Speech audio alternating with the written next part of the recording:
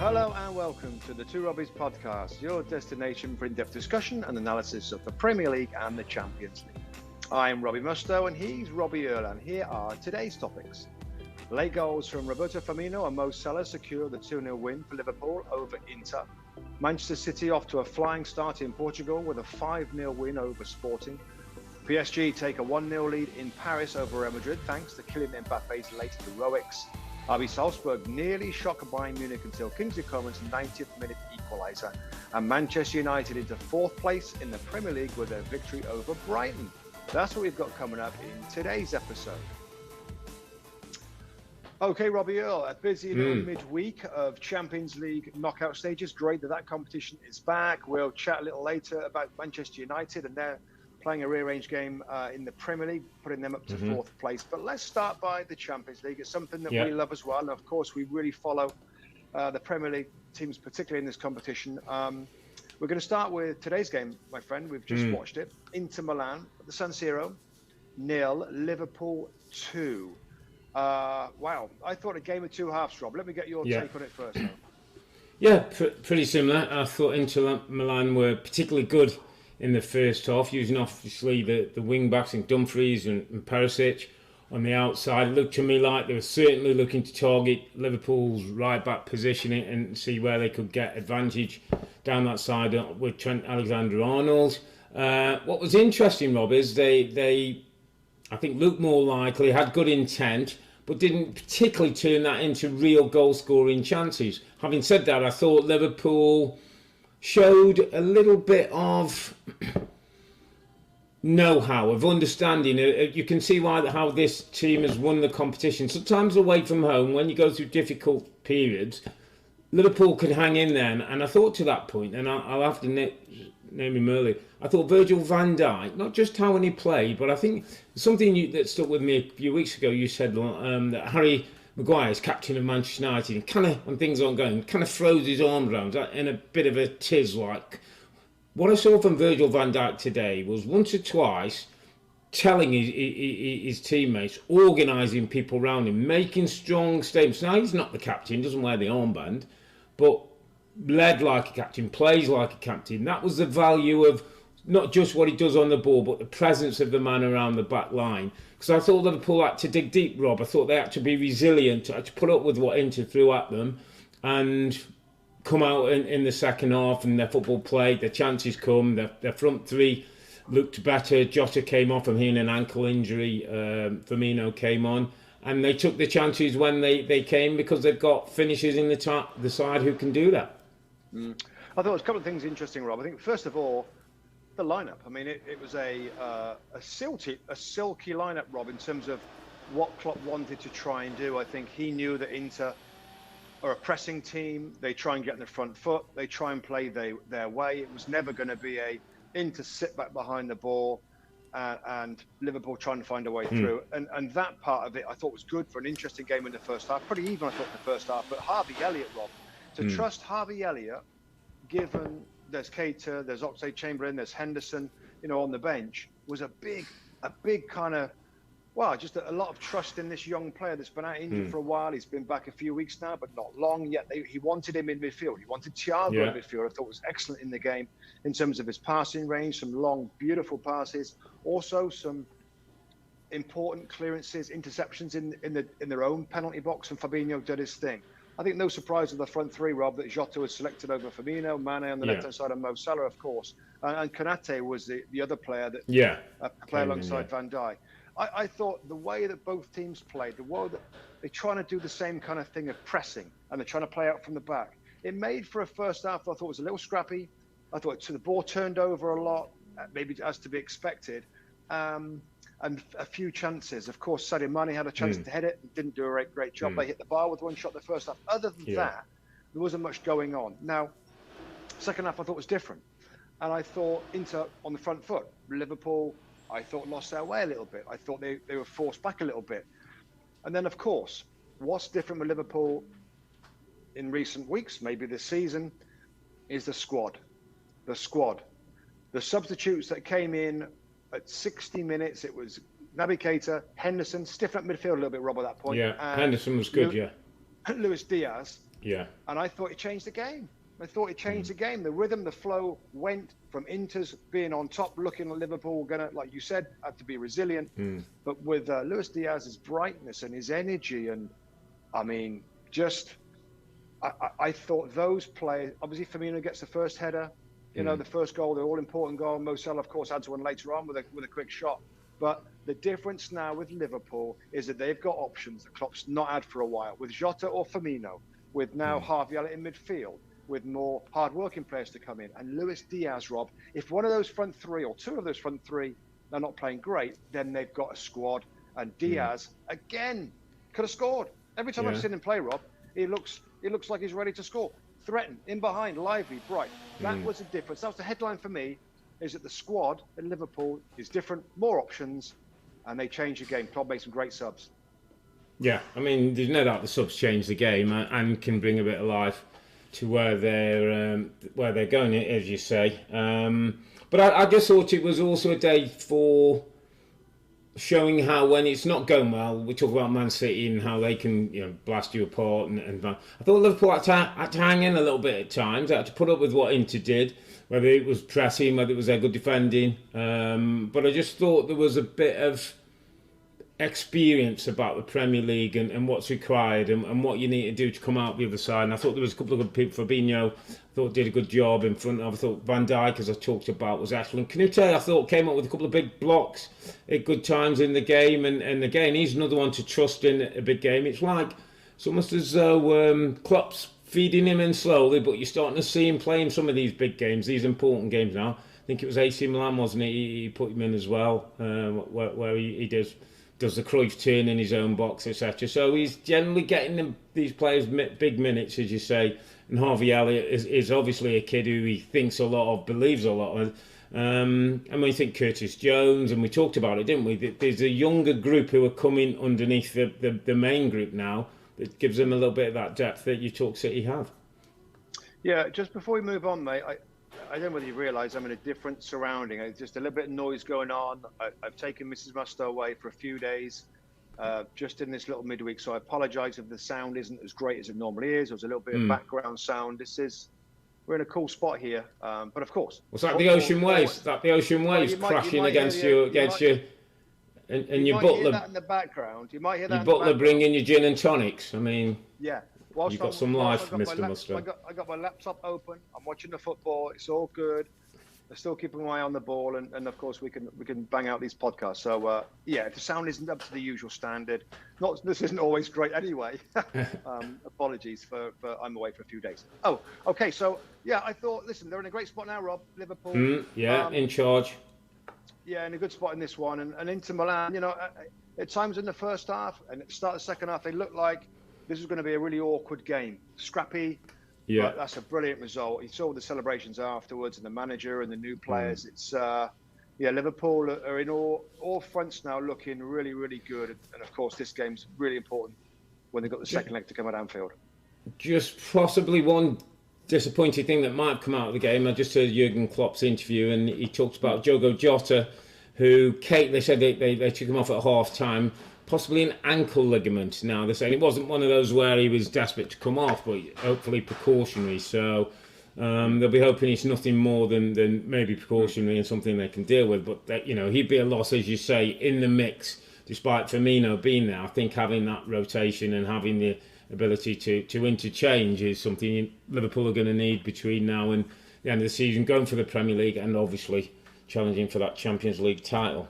Yeah, let's move it to Tuesday night game. It was Manchester City against Sporting Lisbon. In Lisbon, Manchester City going against the Portuguese champions, and I think if anything, Robbie, it showed us where City can be outstanding in what they do. I think it was 6 shots in the game, 5 goals, a couple of beauties. The Bernardo Silva, we could have a podcast on its own. The Raheem Sterling was a beautiful finish. It was efficient, ruthless City, too good for the opposition on days like this that we've seen in the competition. Anything more to add on the performance, on individuals? Interesting that Pep's come out and said we can play better. Decent performance, good win, we can play better. So Pep continuing to pushes players onto greater heights. But he made a big thing about that, saying that we underperformed. We won, got the goals, but we underperformed. And I think he's talking about Cancelo in the first half, one or two people who were maybe a bit sloppy in possession. He didn't like that against maybe a better team, bigger opposition this competition. So Pep just pushing the buttons, but I thought it was a great win, lovely control, and why Manchester City are favourites to win the competition. Yeah, and why they're not missing a striker. I mean, the goal scorers, again, from all over midfield, different players.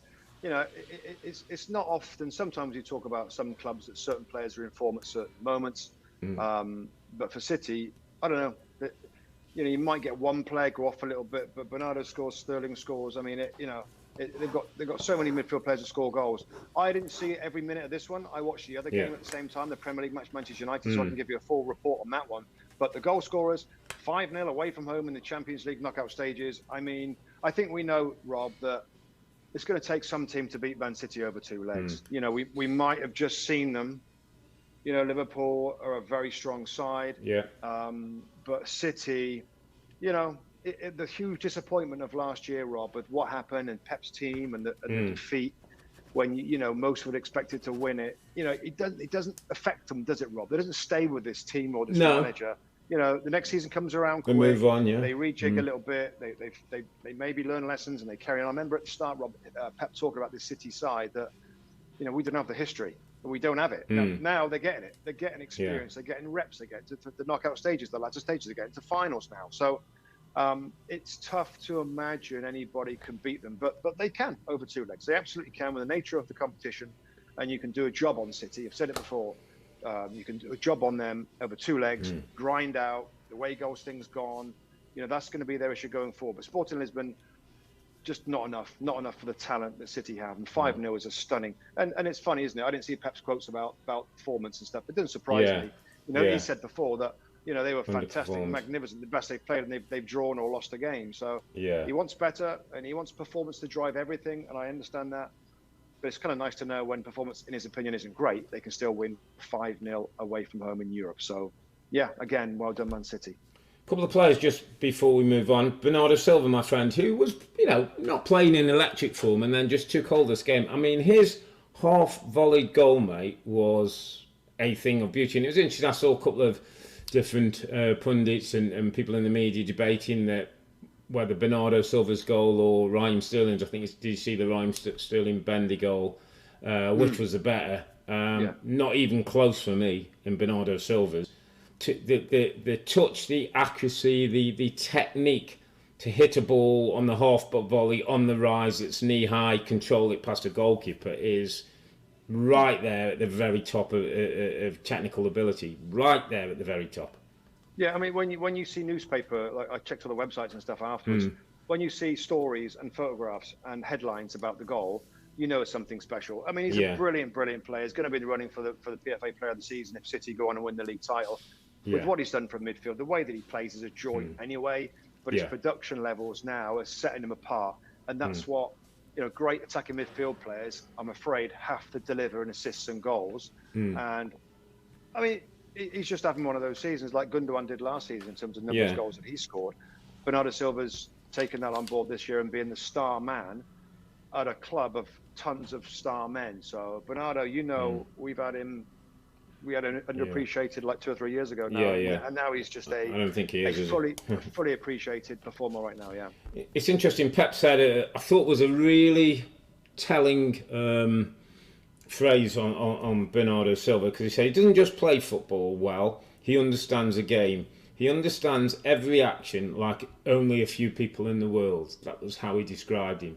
Almost like his football IQ and his understanding and how he's build up and where he's playing the ball, and sometimes he's playing in here to draw them in.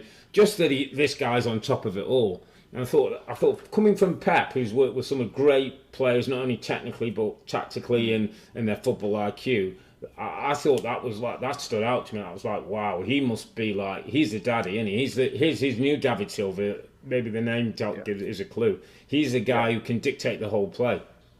Yeah, and when they say about soccer IQ, I mean, really, Rob, it's about decision making, isn't it? I mean, there's lots of technically gifted players playing, actually, a lot of levels.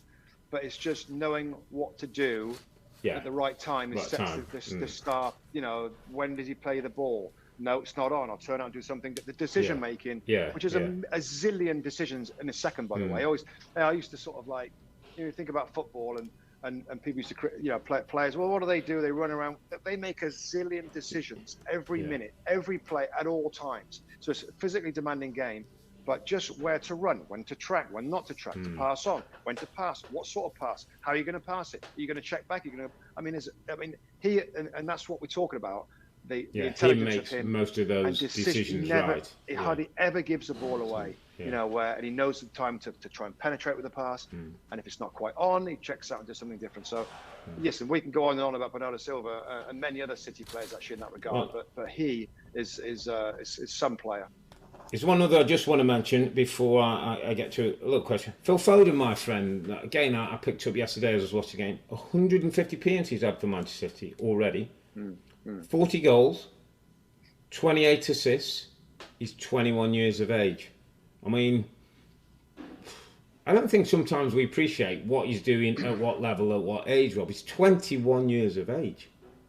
Well, there's a couple of things, Rob, that springs to mind. Obviously, a super talented individual, right? Natural ability, he's got a good engine. IQ, again, is really high. But he's not doing this without Pep's football and Pep's team and Pep's teachings. This City team is a incredible possession-based, creative, grooved, organised.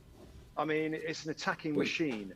And he is a very important cog in that, like others are. You could almost argue, Rob, he's the most important cog. To play the false nine in that role without a centre forward that we talk without striker is possibly the most important role in their side. Yeah, and he's the best at doing it. Yeah, and he's the best at doing it.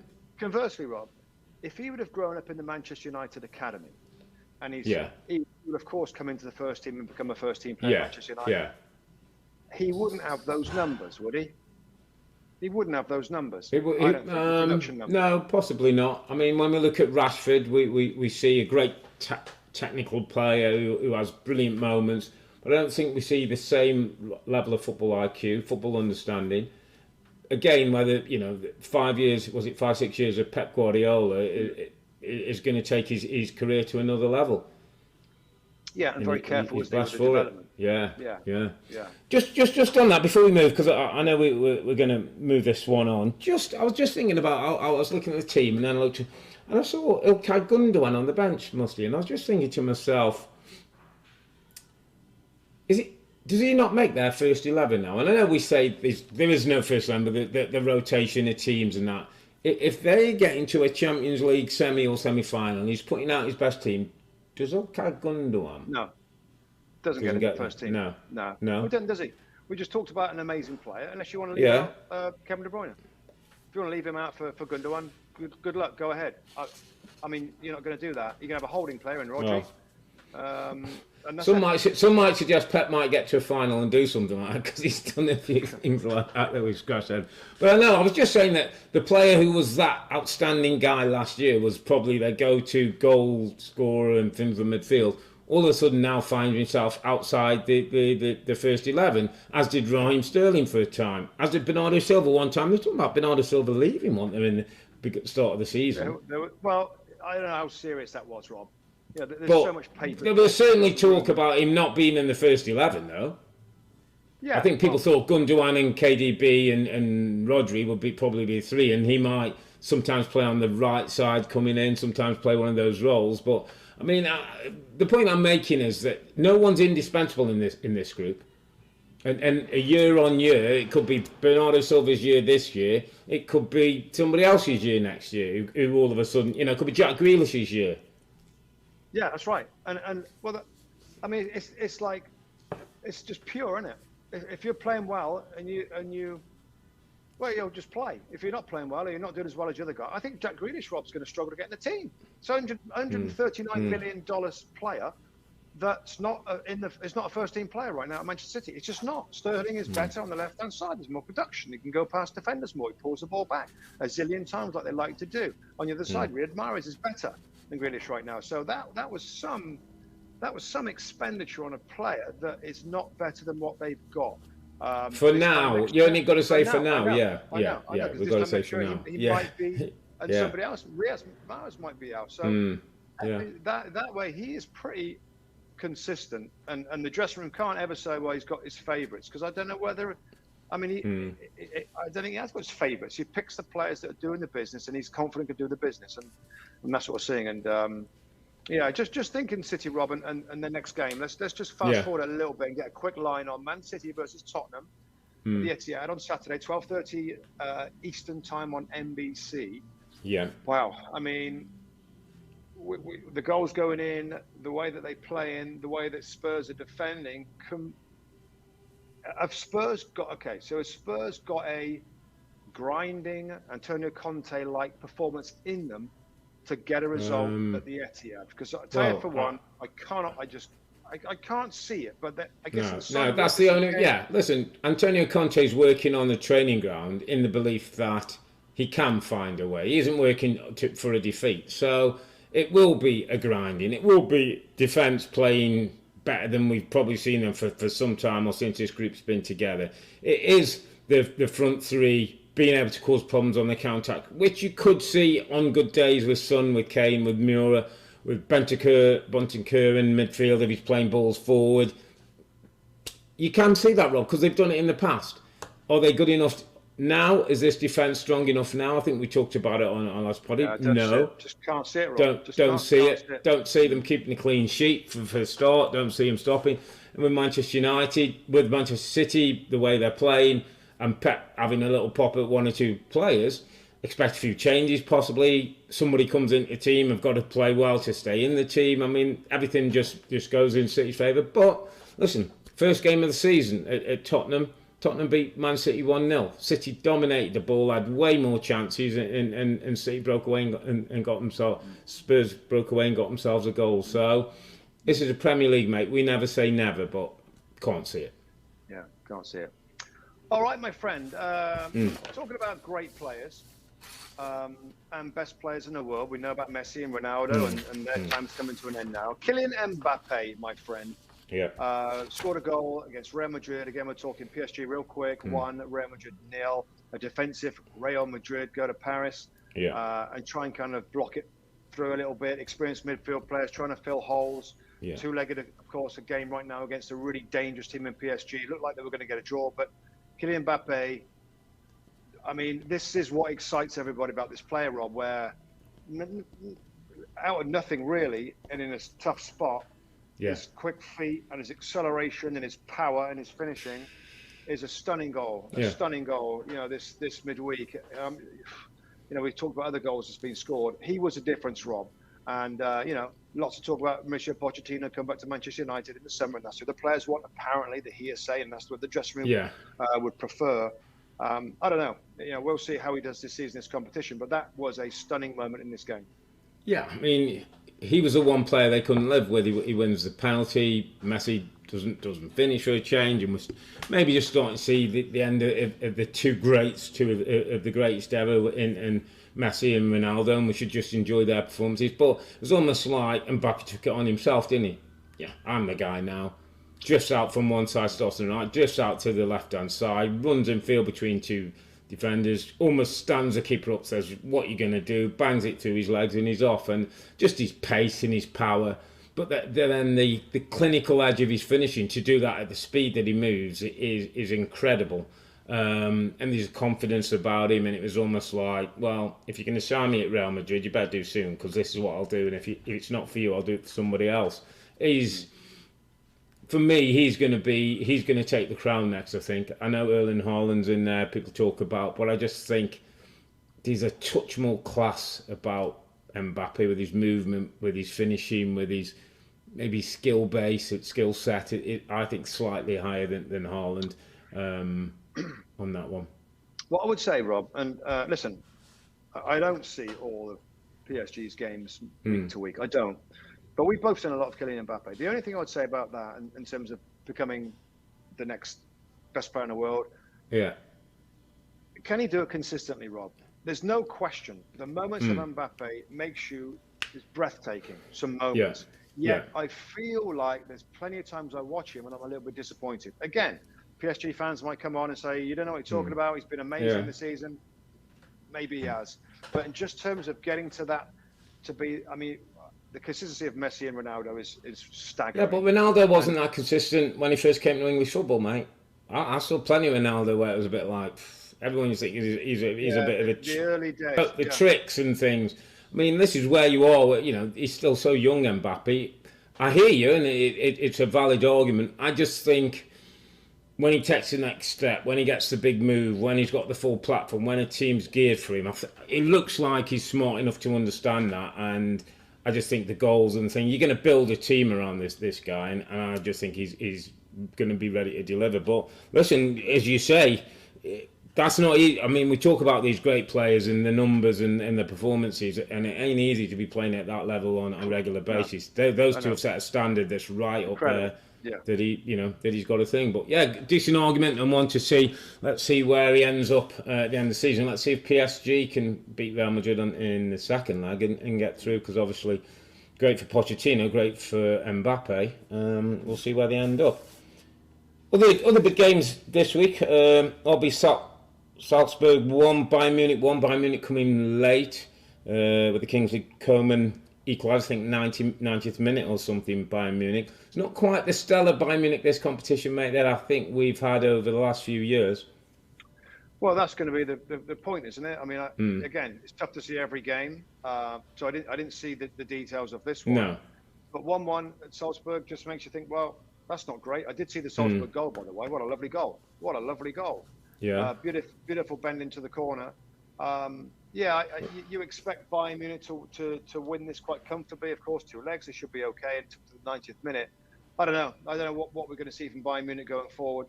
I think when you think about winners of this competition, I would always say, well, of course you got the power from England, and then on the international side of things, I know they've got a great race in Serie A right now for the title, which is probably the best race actually when you look at the teams right now. You know, other leagues, Real Madrid, don't see it right now. Barcelona, you know, it's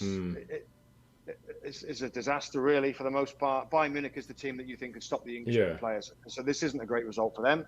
They get the goal late on, and at home they probably get the job done. But no, when you say that, I mean, it's interesting. You know, we assume Bayern Munich is going to be super strong. We'll have to wait and see. Yeah, certainly will as the competition goes on. Another team who know how to get it done, though. Let's move to the Premier League, mate. Let's switch it to Old Trafford. I know you had kept a keen eye on this one. I was sort of switching between after Man City, where I think about 4-0 up. I switched over to watch Manchester United. End up winning the game 2-0 against Brighton, 0-0 at half time.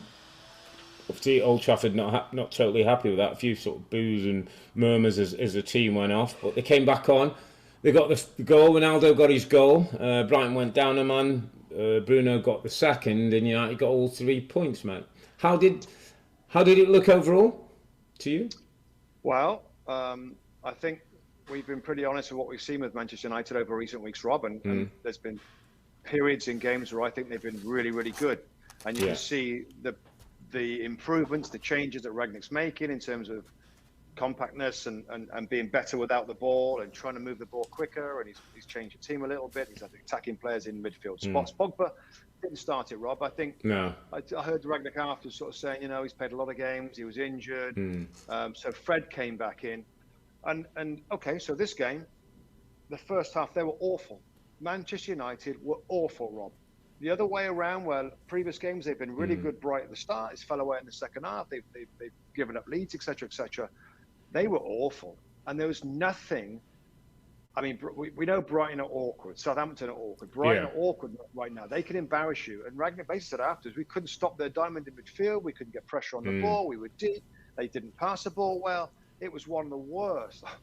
You know, one of the worst first 45 minutes Rangnick's had, I think.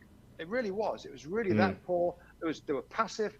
There was no quickness to the passing. They couldn't get close. There was no pressing. It was a poor start, clunky, a real struggle to get their game going at all. And Brighton looked super comfortable, created chances, but second half was different. To be fair, second half was different.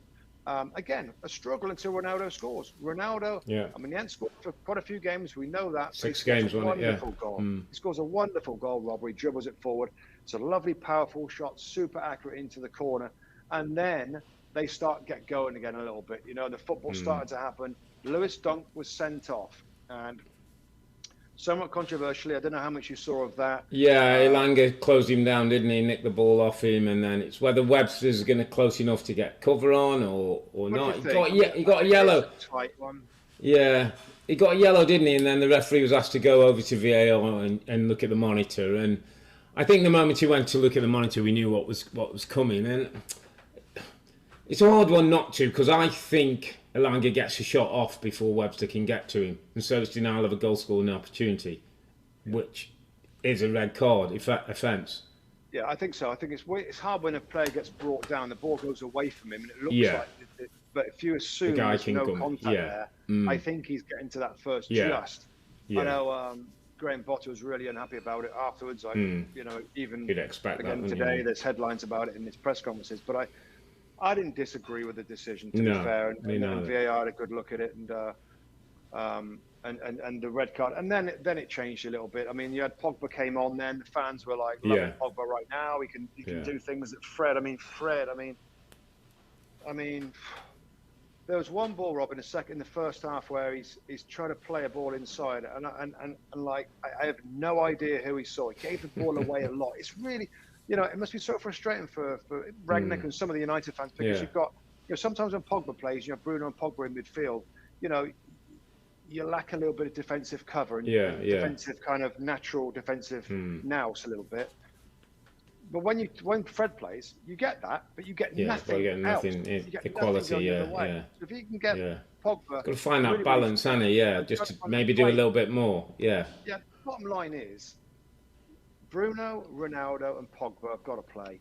They've got to play because there's nothing, you know, there's just not enough quality in the team. We've said this before with their players that can get the job done. Pogba, I know we've spoken about him a million times, and you can't really rely on him to be consistent for a period of time.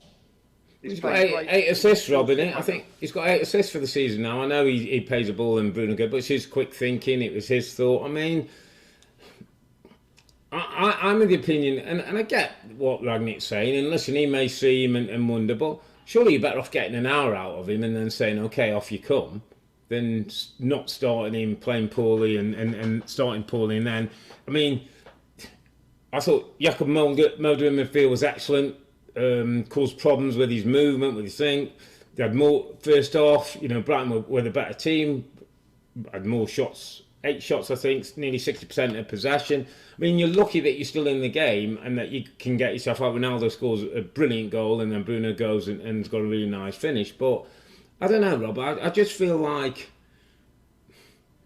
when you play Fred and McTominay, you know what you're gonna, you know what's gonna be part of that. So if you either have to put up with that and say, okay, well that's what I'm going for because it's more defensive and against a team that's got more possession, or you take a little bit more of a gamble on, try and encourage them to certainly Bruno and Pogba to be a little bit more defensive. But at least when you get the ball, you now know you can keep it and you can make things happen.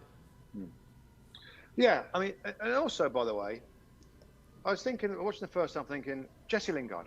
There's no way Jesse Lingard's worse than some of the players that played in that first half of Manchester United. When's he going to get a run? Why can't he have a slot in midfield, Rob, instead of Fred? I think Jesse Lingard will work harder defensively than others in there, and he gives you tons more quality than Fred, and he gives you a goal threat.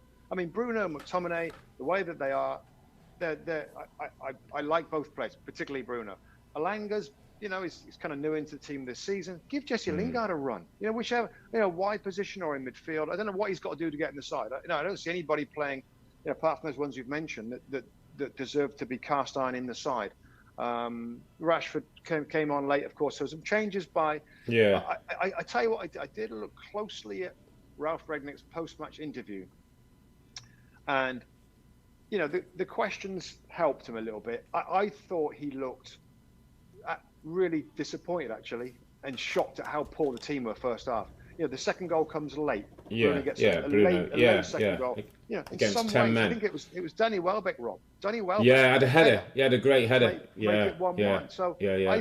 I think deep down in Rangnick's face, he was like, that was really bad, by the way, in that first half. And second half, the 2 goals. It's crazy, isn't it? We've seen much better performances with disappointing results. This wasn't a good performance for the vast majority, and yet 2-0 looks comfortable. So he's not stupid. United fans aren't stupid. The squad will dust themselves down. A win's a win, of course, and it's a good win for them, back into the top 4 right now. But the performance is critical with the remaining weeks and months and games to come for them to finish in the top 4, and that was worrying in the first half. Yeah, but that's the funny thing, Rob. Most Manchester United fans will go away and just be happy with the 2-0, and when you've seen better performances and they've drawn, they're more disappointed. At the moment, for Rangnick right now, it's just about results. Just about results and finishing in the top 4. Right now, Rob. That's what I'm saying. Right now. Right now, he needs a win. He needed a win. Yeah. Badly needed a win. Then they got it, but it wasn't that great. That's the point I'm making. Yeah, and so as a pure coach, he's got to think, how do I improve the performances to get results as well? Because if you keep performing that badly, other teams with maybe more goal threat than Brighton are going to hurt you sometime down the road. I have to say as well, actually, Rafael Varane was ill, wasn't he? So Lindelof came into this team just before kick-off. Yeah. So, again, that might have just unbalanced United a little bit. Just mention Leeds, Rob. So Leeds, Man United play at Leeds. Away at Leeds, it's 9 a.m. Eastern Time. The coverage begins 8 a.m. Eastern Time on USA. So away at Leeds for Manchester United. Another awkward game for Manchester United. Very awkward. Another awkward one. Yeah, like Brighton could be in a certain way, Leeds can be in a different way with their speed, their physicality, their energy. There's a lot of dislike between the two sides, the Red Rose and the White Rose, isn't it? Manchester and Yorkshire. Big game for Manchester United going away to Leeds on Sunday. We'll see if they can perform a little bit better. But they did get Ronaldo back on the score sheet. They did get the 3 points and they did get the 4th spot. But listen, mate, that's where we'll wrap it up. I'll let you get back to the the gin and tonics, Mrs. Mustoe. Dinner time. Oh, I forgot. Yeah, dinner time down in the Caribbean. Enjoy, my friend. So, at the start of the Champions League knockout stages, both Man City and Liverpool register wins that puts them in control of their games, while in the Premier League, United get a win, Ronaldo got a goal, and they get 4th spot in the table for now. We'll be back on Sunday. That's February the 20th to look back at the weekend games, including Manchester City taking on Spurs and Manchester United going away at Leeds. But for now, I'm Earle, he's Mustoe, together with the 2 Robbies. Thanks for watching and listening. Be safe, be healthy. It's a good night from me. And it's good night from him. Good night.